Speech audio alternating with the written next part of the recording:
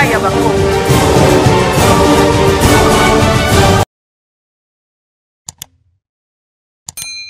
Merci Nabino Nyos partout dans le monde de Sika Oyo Bozui Bomesone, Bozo Bomesone Rolanda chaîne Nabino Moko YouTube.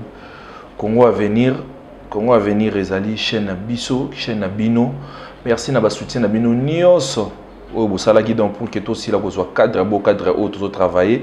Donc on a toujours ma caméra Gianni Kodiao Azali donc yenda do Simba Makabunyoso 2023 mois de mai recensement Essili. Le gouvernement via le ministre du plan.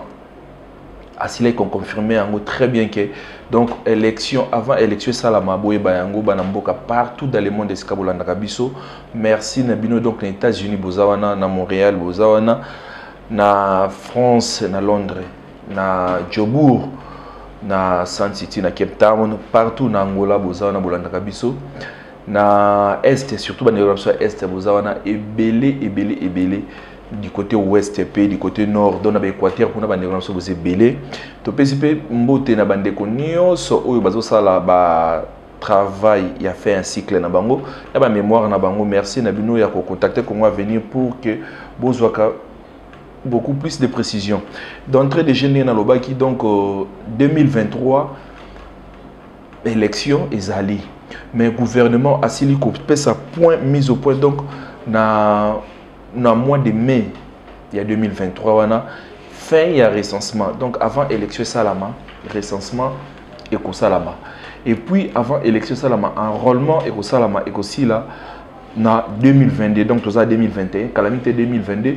enrôlement et Salama et aussi là boy ba été budget yango wana ils ont plus au moins 600 millions de dollars donc bah oh nion so bazana inquiétude que élection au salamate boye ba que élection et au salamate aussi mal ici sous point mususu il y a construction il y a port ya banana enfin le président de la République donc la semaine prochaine aza na Congo central kuna na Mwanda pour na relancer pour na poser première pierre ya construction il y a port ya banana et puis na simanango wana a relancer pe a poser première pierre pour le lancement ya construction en pont route rail Kin Braza. Donc, na moi, misala misusu na banzela oyo ekosala ki pour relier le 26 provinces de la République démocratique du Congo. Donc, moi, bah information ezebele. Merci na bino nyonso partout dans le monde et si ka boza wana scotché na Congo à venir, bo s'abonner na chaîne na biso, numéro ya ngwana bo contacter biso, bo komela biso. Ba si gestion na bino toko yamba yango kitoko tokosola ba vidéo sur les ali partout na nekande bozo sala wana otindi numéro otindi maloba na yo donc si gestion na yo vidéo et le binini to le bela yango na ba magazine na ba actualité na biso chaque jour o tozo sala ka donc il y a Congo à venir. Merci Nabino Nyonso, merci na Gianni Kodiao ndenge nazana wana si ma caméra, merci na ba partenaire Nyonso, merci Nabino Nyonso ici ka bozali bolanda biso. Le 8 septembre le président de la République Félix Tshisekedi a s'il clôturé ba voyage naie tournée naie na espace européen to ebiwana bomona ki yango ba partout ici kazalaki donc but ya voyage naie ezalaki beaucoup plus pour un financement, dans le cadre de financement pour booster l'industrialisation dans la République démocratique du Congo, nous avons sensibilisé les opérateurs économiques. Quand on a que RDC, ils appellent pays, il y a espoir, terre d'espoir, donc terre des affaires. Et c'est ce que vous respectez, mibeko, ça la affaire normal. Donc, et là, ils ont vraiment motuya moboko na voyage na yangwana kosola to mona ki wana asola ki na Turquie beaucoup plus après avoir kokutana na président turc na Ankara parce que Ankara est capitale politique mais akena pe na capitale économique na Istanbul obisson to ebiwana eskana kena kutana mingi na opérateur économique ba congolais ope basalaka o bapona lokola Turquie mboka pona kosala ba faire asola ipena bango non bosi la pe koya na mboka na République démocratique du Congo mais tobo sanate mutuna eza kutuna matro mutuna eza kutuna matro Félix Tshisekedi asali ba voyage talabebo batu balembi même adversaire politique na balobi dépense sur dépense but ba voyage yango eza nini retomber ba voyage wana ezomona na te na san ya peuple congolais na assiette ya peuple congolais soki ezolo ba mandenge wana c'est parce que tout beau sanaté, bah voyage à président de la République, ils allaient qui beaucoup plus médiatisé. Aux hommes, on a fan que non, le président a causé le déplacement, a kende telle place, a kende telle place, a kende telle place. Au moins, le président coûtait un investisseur, il fallait bailler. Mais le fait que, donc, déjà dès le départ, Bango, besoin qui système y a médiatisé, misala nyonso ya chef de l'État. Il y a un peuple congolais, il y a un adversaire politique naïe. Baza pe na besoin yo tango kei oyoka na batu boye tango bakoya la kisa biso pe yango et non yo okei oyoka na batu mais tango oyo bakoya to yebite évolution so ndenge temps oyo ekozwa to yebite donc obomoni esika un peu moins défaut esika moins déficit ezali toloba yango wana donc ce qui ezalaki ke ben déplacement chef de l'État ndenge na époque Joseph Kabila bon mingi pe bande koyebana par rapport à Félix Tshisekedi to yebi ke soto ke na page na bango to ke na to komona mouvement union sur le président de la République tout ça koyeba yango wana ozomona donc eza un peu ko déranger bato mususu parce que bazomona ke peuple congolais aso continuer toujours parce que c'est difficile. Il y a comme un peuple congolais à vivre à $1 par jour, d'autres vivent à moins $1 par jour. Donc 2000 francs, kutu eza ebele. Bato mususu azawana oromona alati veste azolo banayo bandeko o bozolanda biso azolo banayo alui ba français belé menasuka azo senga yo 100 francs. Donc le peuple souffre. Le président de la République toyebike le peuple d'abord, il y a vraiment et loko oyoyo obetela qui c'était donc on a besoin aussi le commun peuple congolais pe na sani naye soso donc musunya soso pena donc vime na ta congolais moko azoli ata kilo ya viande ata ba janina zana donc akanyeta donc njolu na ende ba bengaka njolu pena ya munene pena or biso a beaucoup plus ba jani ba liaka njolu le 1er janvier nde omona na musala bapesi moi soso ata moi 4 soso moi 5 soso na ye afandi na palais ayebisi ba mère non omoni bino bozwa 3 omoni 2 oyo ya ngai moto akosi mango te donc système ni baba lilaka yango omona donc soso na ba 4 na 4 ba tiango ka aboye donc ata parti moko te kosimba bakotokisa ngo ndenge wana bakokalinga kaka monene ndenge wana donc eloko peuple congolais aza na besoin et puis eloko le président Félix Tshisekedi Asa n'a besoin, peuple congolais, à vivre. Donc, vie moko paisible. Mais, et si comme on a tout bêta car moi c'était eza penini. Moi tiraillement eza entre importateurs. Tu es bien que président de la République assis là qui donc bêta les coffres na mesa pour importateur bah si la coquille ça va prix il y a première nécessité surtout bah vivre. Tu es ici quoi et le qu'on a aussi mbaté ministre économie. Du côté aviation, moi, mais côté biloko ya kolia, ils a ben nabika pour éviter tu ekosukawapi parce que baza toujours ko résister.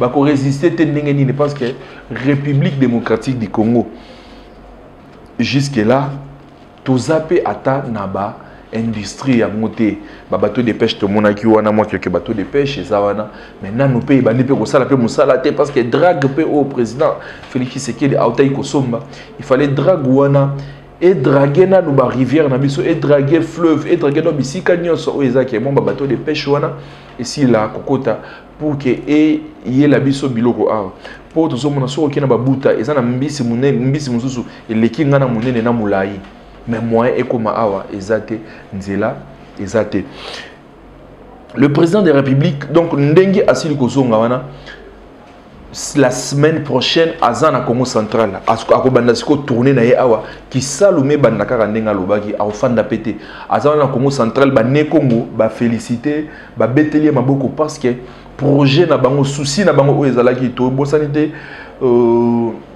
construction et à pont route rail est compliqué mais le président de la République azalaki très catégorique alors qui avant construction un pont route rail oyo et ko relier Congo Brazzaville na Congo Kinshasa avant misala salama il faut port ya banana misala salama chose dit chose promise le président de la République la semaine prochaine azana Congo central kuna na mwanda pour na ko lancer misala.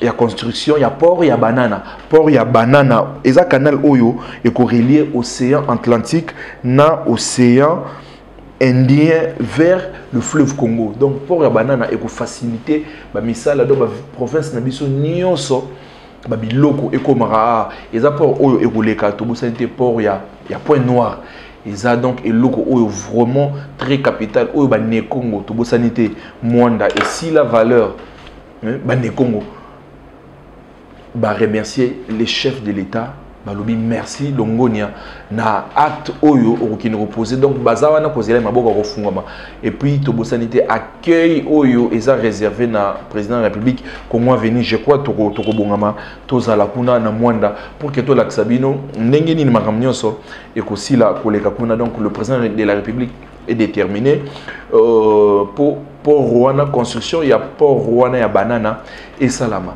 mais et le moment où Tokoloba, ils n'ont pas si peu mawa. Dernièrement, tous ceux qui ont na Mwanda, les politiciens, bolinga peuple congolais. C'est pas que Kalamita qui est en 2023. Borozong et la peuple wana pour que le peuple wana a voté. Vous savez qu'est-ce qui se passe na Mwanda wana? Et ça na Chine, je ne sais pas ces pays franchement.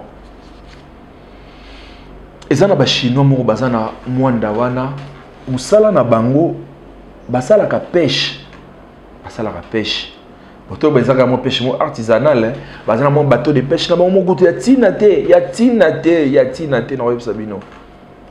Mais ba chinois na niveau ya mbongo bazo sala biso toza à 0 mètre na Congo central awa. Sur le mwewa, je crois sur le mwewa 6 heures na kin 12 heures au commis déjà na Matadi. Donc je crois que 6 heures, entre 11h, 10h, aux en Matadi. Tiba 16h, 15h, aux en Boma. Tiba 19h, aux en Mwanda. Mais les Chinois, wana makambazo ça na Mwanda. Et ça qui depuis l'époque, José Makila, qui ministre des Transports. Et l'autre, wana, mais c'est Chéribin, aucun des ministres des Transports. Tout bételi au CT Boakali sur nos côtés. Les Chinois, wana, baza ko import. Donc baza. Produire poisson et puis exporter yango. Donc bazana mo bateau de pêche na bango ya mukie bakosa la pêche butu to bi mbisi eza na Mwanda capitaine tozi mabunda rouge so ke na zandu awa luka libunda rouge pour mona yango biso mabunda rouge na kalera donc ozoli yango wana bozoli yango donc ezala ke lokote lelo tozonyoka matala ba importateur makaba osala pour des produits surgelés. L'État sera le biboé, bango basiami. L'État sera le biboé, bango bougete. Mais nous sommes en cause à wana Mwanda. Ce qui est ça que bateau de pêche wana et bandi musana na yango. Mbisi et ozala donc et le moins gravité na Mwanda ba chinois wana baza wana bandeko baza na Mwanda ba yebi. Et ça on bandeko mususu o to intervient en babi ndeko Jimmy dit de pardon. To peso ka ba élément to peso ba info mais ko filmer biso te so filmer biso na esika to zoka kwanga wana to kozanga yango donc tala bato bazana besoin ba revendiquer bazo futa bango bien te traitement eza bien te donc baza ko maltraiter bango na niveau moko pause café exact donc so na tongo ko travail butu travail sur travail pour que bazo quelque chose ba vivre na mabota na bango babi donc so ko me ko fumer biso musale sili to ko vivre comment donc le ministre ya transport monsieur Chéribin Okende to ebisio to fungole le dossier to zawana pona biso ko avenir to zawana pona avenir ya peuple congolais pona avenir ya mboka na biso to zana mboka mususu te oyo to ko zana na esengo moi franchement ils ont mboka mususu te ona mona resengo ko la République démocratique du Congo na ba embouteillage na biso na ndenge zala ozo mona pe donc ville ngo pe non urbanisé likolo ndenge zala mais oki kaka elengi moko boy parce que ezapa na yo mais ba chinois wana eloko bazo sala ministre ya transport chamisu na yo kuna tozo ko sayote biso toza wana parce que il y a des fois ben inspecteur na bino ba sala rabino ba ida rabino te. Vos inspecteurs, makamoussou basa la kawana, donc c'est grave. Et ça que, bien au bout de terrain, enveloppe ya kaki, ya couleur, ya ni table na biso, enveloppe à kaki, on va ça, on mena sima, abimise mon enveloppe à kaki, tant baya basa la rapport, makalam ni makambo mususu. Oyo bakuta na ginongo sur le terrain, ba fait wana, bako relever yangote. Ba chinois wana ndenge ba produisaka na butu basali ba pêche na bango, baza ko transformer yango basali ba emballage ba tie yango ba créer ba mini chambre forte tozana capitaine tozana mbiso ba benga sol tozana mabundu donc bambisi ya ndenge na ndenge o biso na kini tozomona yango te et puis oliata bambisi wana baza ko exporter baza ko produire et yata na capitale awa na Kinshasa et loko moko te directement ba exporter et keipa na bango Giboye Bisangai, combien la manque à gagner au République démocratique du Congo, ils ont perdre au trésor public, Mbongo ils ont échappé. Donc le ministre il y a transport, si là Koulandela vraiment donc makamwana biso tozana ka rapona ko betela bino c'était pour na kulamusa bino peut-être na makamu susu o eza ozala kino na yango mais osala nini obosana ki donc à part construction ya port à banana construction ya pont route raipé président a posé première pierre na yango donc mbongo eza déjà donc délégation moko ezala qui conduite par le président ya BAD ya Afrique centrale ya nani le professeur Matungulu ayaki donc na bato na mbongo déjà ezali misala wana ekosalama donc misala nyonso wana ekosalama à part wana projet ya ko relier 26 provinces par route yango pe ekosala nini ekosalama merci na bino nyonso bandeko ba oyo basili kokota lelo ba oyo basili kokota na moment oyo tozana Congo venir tozala bino musala bo s'abonner massivement bo aimer ba vidéo na biso bo surtout bo partager yango cloche za wana bo cliquer pour ne pas bo rataka ba notification à chaque fois tozo publier tozo poster et loko ba suggestion ezali tozawana tokoyamba yango très bien beaucoup mais la biso botina biso ba vidéo to débattre ensemble biso na bino to tindela bino parce que biso to ça juste pont yako zuela bino likambo na ngambo oyo ko memela bino na ngambo ya bakonzi na mato ya bakonzi na miso bakonzi po ba yoka kolela na bino élection eza confirmée fin en 2023 le président de la République il était clair que l'élection est salama ba confirmer yango et pas ministre il y a plan que na mars non na mois de mai 2023 recensement est salama recensement bu kitabo mata parce que c'est pas normal to habite na moment so to zala combien na mboko yo depuis recensement ça mara n'époque à Mobutu ti lelo to habite nombre boni oyo tozali ba congolais nga on a habité ceux qui jani au pays naza bosso pas appelé congolais des pères et des mères on ne sait jamais botala makamo auto commune nango donc recensement et kozala bozala no mutema ko kita élection et kosalama na date wana mais recensement et kozala et puis ba beti c'était balobi que na 2022 il faut enrôlement et si là, mais budget wana ils a au moins 600 millions, donc plus ou moins 600 millions de dollars. Donc le premier ministre est déjà mbongo wana ba kobunda ba décaisser yango. Tobi que donc c'est le premier des warriors, bazo bunda bazo bosser, makamunyo sona ekoleka calme.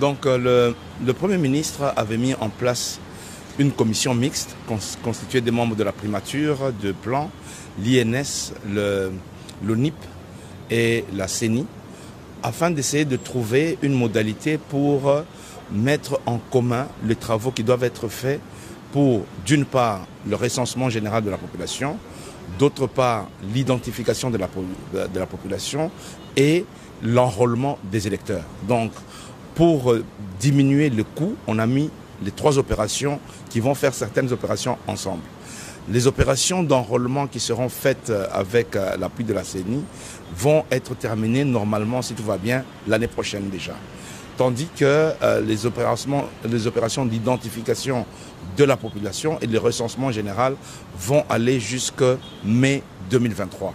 Ceci va permettre d'une part d'avoir les enrôler pour préparer les prochaines élections suffisamment à temps et d'autre part d'avoir les cartes d'identité d'ici mai 2023 et À côté de cela, avoir un outil de planification en connaissant le nombre d'habitants en République démocratique du Congo et le nombre de structures sociales et de travail en République démocratique du Congo.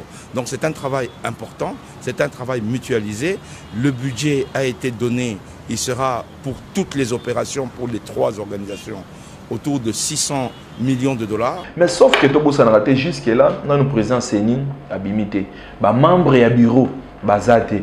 Et puis, beaucoup de biso vraiment comme ça, il est un peu compliqué. Tout petit comme on a Asbel Mokoana, Agora et Lobinini. Donc, ils ont réseau à la femme. Balobi Séni, donc pour na bango, il faut na tête à Séni ba chamona mwasi. Bon moi le ba mo mususu e ko retarder l'élection ngona. Bon balobi ba mibali ba échouer. Il faut na tête à Séni ba chamona mwasi. Soki yende azala présidente ya Séni, soki mwana mwasi azate élection et ko sala maté. Déjà bazo récolté 100 000 signatures pour que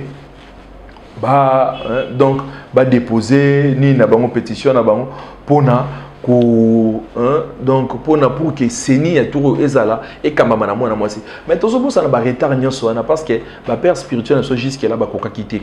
Eza commission mo mix paritaire, eza déjà na ensemble na rentrée parlementaire o ya les 15 awa ndé ba étudier dossier wana et puis le président Mbosso aloba qu'il fallait akuta na président de la République à ça là rapport il y a makambo ndenge les cas qui wana boto ebité ceux qui ndenge nini ba ko procéder commission wana ceux qui ndenge makambo nini et ko résultat ni ba ko trouver les missions mais toujours bossa que retard nyonso wana et ça perte na biso parce que le président de la République et le binango la mère Mende Malanga va rester en fonction jusqu'à l'installation du nouveau président élu. Donc, bah, retard nous sommes Asbel o Agora et Lobby. So qui moi na moi si azana tête ya sénité, séni wana, bah on va bien monter bah ça la désordre, bah tamboula, bah marché. Nous sommes et repé sa retard. L'aime so mon appel ma ponomie et kozala na 2023 t. Donc, boye bango déjà donc yango wana, mais le premier des warriors a EPK ko bakisa.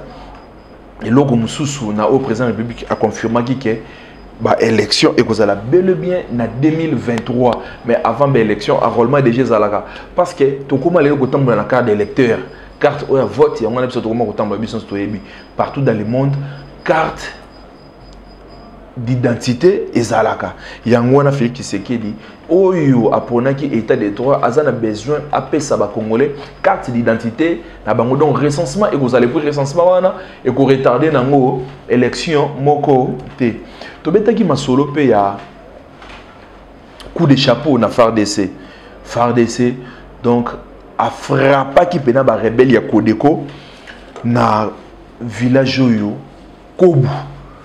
Donc le gouverneur militaire, le chef d'état-major général, a décidé que donc FARDC a frappé. Tout si la kolanda élément oyo, il y a FARDC n'engue basi koloba. Donc pour beaucoup plus de détails et de précisions, bon tous on va continuer na Congo et à venir na biso, il y a Mokolo, il y a Lelo. Merci Tolanda. Depuis hier, les forces armées s'affrontaient avec un groupe de Kodeko à Kobu. Kobu jadis qui était un des bastions redoutables du groupe armé Kodeko.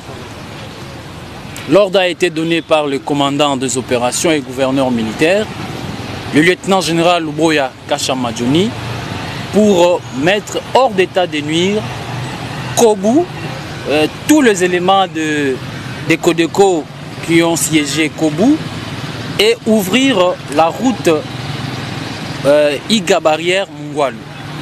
Chose réalisée, le fait final recherché, c'était la libre circulation de personnes et de leurs biens et détruire ces centres considérés comme le centre d'intérêt économique pour ces hors-la-loi qui cherchaient à tout prix. Alors dans leur velléité, ils ont attaqué l'une de nos positions aux alentours de Kobu. Et nous nous sommes affrontés.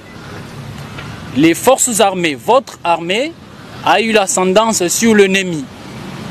Après quelques heures de combat, les forces armées contrôlent le centre de Kobu et ses environs, mais l'ennemi est encore visible.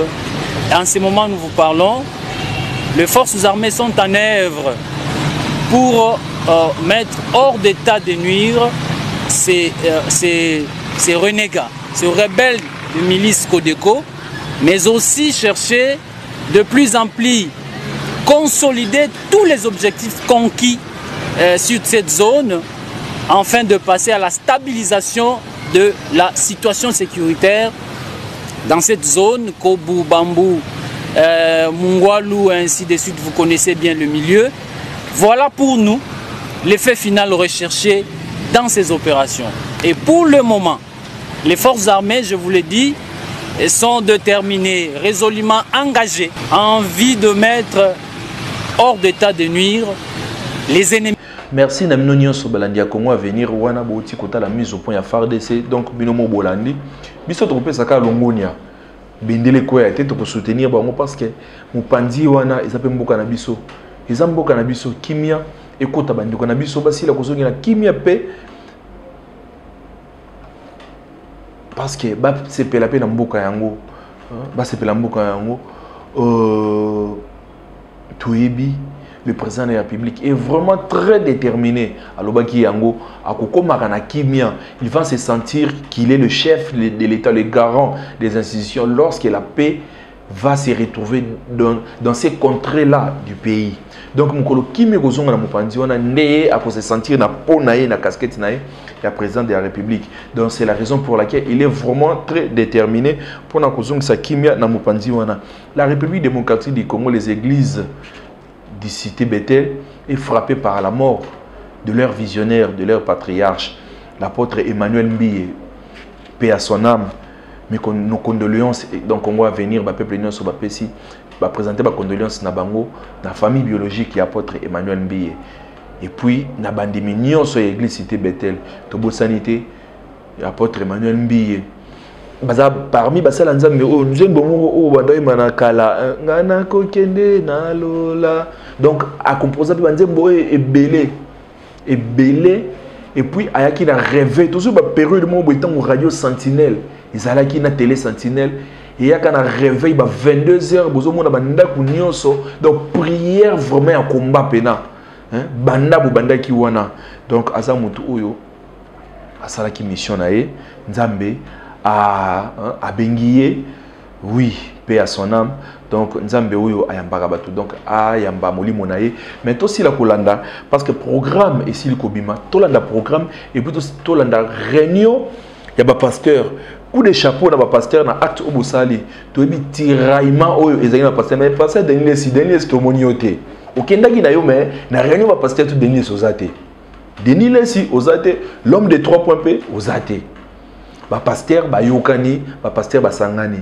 Donc à quelques fois le malheur est bon. Au moni donc pour naliwa il y a apôtre et le patriarche Emmanuel Mbiye ndé esangi sina ba pasteur mususu otomona kinet de pasteur ka kenza na pasteur Soni. To nimaki ke ba roza so ensemble. Vie ba makambo yo ndenge le kaka wana ya seni. Pour na ko ensemble malonda. Mais basili ko sangana pour na intérêt général, pour na ko honorer mémoire il y a Moussali Nzambe, il y a des gens qui ont assis le côté. Tout ça, il y a une réunion, il y a un programme, il y a un obsèque, il y a un programme, tout continue à m'assurer qu'il y a un venir.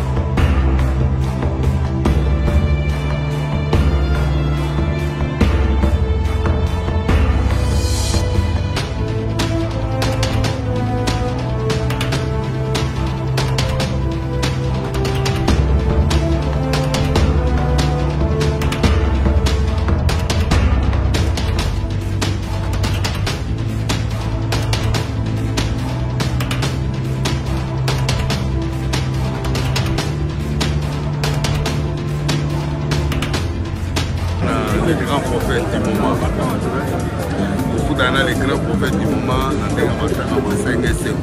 on a la courrière, on a 120%. Prophète Rabino, la mère, prophète Rabino. En tout cas,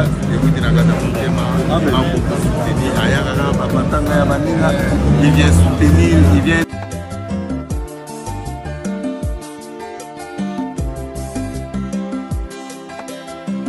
Et puis le samedi, donc, Tongo déjà tous na mort il y a 50aire pour na lever accord. Et puis, Torokende na yango na église cité Bethel et Sikanini recueillement et kosalama et na sima bako kende kopi misae na mausolée oyo esika babongisi apôtre Emmanuel Mbiye. Mawa pas si tant eza ko frapper bateau, il faut bokena ko assister boyebi mutu oyo asekisaka bino pe azalaki mutu oyo aza mutu oyo abane ko sepelisa bino mais aza frappé na malade botala ba image oyo to ko commenter yango te botala parce que ezopesa mawa ba icône ya mboka na biso bazo sila ba nani lobi ba kozwa relève totala jeunesse oyo lelo ndenge eza kotambusama. Est-ce que lobi ba kosila kozwa ba kozwa relève ya ba vieux na biso ya ba grand frère na biso oyo ne bazo sala nini? Yandi Mosi il est sérieusement malade. Botala acte oyo bandeko oyo basala ki eza acte moko louable yango na to préférer que to tchemno ba image oyo botala yango bongo tozonga to boucler ba analyse na biso Congo avenir na biso ya mokolo lelo. Toyaki kotala otoye ba réellement ce qui lui dérange. Moutazobela jusque là ni ministre de la culture ni comédien motaire otala ni gouverneur. Ndekwazobela azana biloko koliate il est délaissé ka ndengwana. Alors tozo interpeller batonité au malamu, ba autorité ce qui vraiment nous pouvons voir les cas ya papa Nabiso Yandi Mosi. Avec le peu que Dieu nous a donné, pour te remettre et moi, le revolia, intermettre papa, c'est ça que l'eau soit. On les a fait, les hommes amenés du coup. Ah, vous savez, non.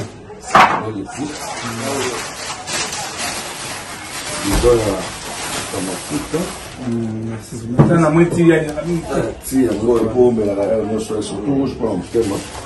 Et puis, là, sachez à sucre. Je dis que les gens ont belé, mais. Nous avons belé, ils ont belé. Dans mon cas, nous avons fait des choses, nous avons pas de ressources, nous avons été pour le cas prochainement pour nous faire pour ticket. Merci. Merci pour ça, nous inviter.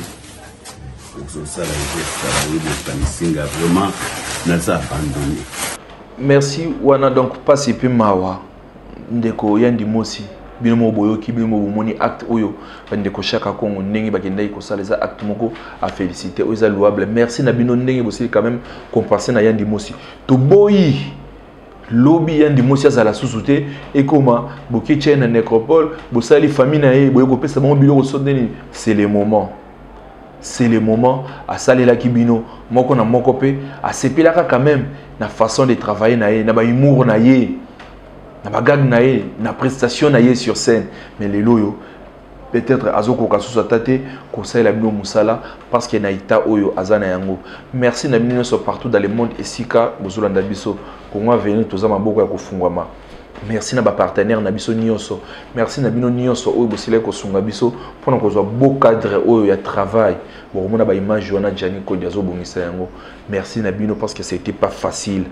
Mais malgré bah courir moi les autres mais dans nos petits moyens de bord toujours bunda toujours conseil la mino musala malam bo s'abonner na numéro na biso bo comme na biso bo partager tous awana pour conseil la mino musala que Dieu bénisse la République démocratique du Congo. Merci. Congo